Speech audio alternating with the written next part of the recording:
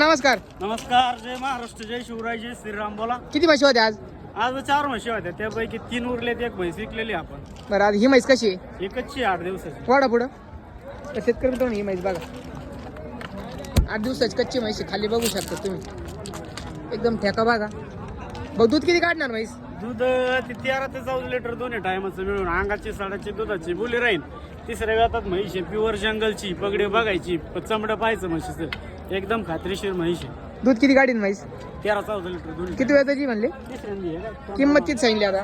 किंमत 1,30,000 सांगतात, पण व्यवहारात मागं पुढं करू शेतकरी बांधवांसाठी. किती तरी आता शेतकऱ्याचं म्हणणं आहे का तरी तर एक मागं पुढं? 10,000 रुपयाचा डिफरन्स होतो व्यवहारात. सांगतो 10,000 10-15,000 रुपये जास्त सांगत असतो, पण व्यवहारात कमी जादा किमती करून देऊन टाकतो आपण. बरं, तर शेतकरी मित्रांनो, ही म्हैस बघा, आज 4 म्हशी होते भाऊकड. एक म्हैस विकली आणि ही एक म्हैस शिल्लक आहे आपल्या गोट्यावरती अवेलेबल. तर शिंगडी पगडी बघा मित्रांनो, प्युअर आणि टॉप. शेतकरी बांधवाने ना शनिवारपासून गुरुवारपर्यंत आपल्याला कॉल केला, ऑनलाईन मध्ये जरी लागले तरी ऑनलाईन मध्ये देऊ, आणि लाईव्ह मध्ये जरी शेतकरी आपल्याकडे आले मध्ये तरी आपल्या गोठ्यावर अवेलेबल होऊन जातील म्हशी. ओके.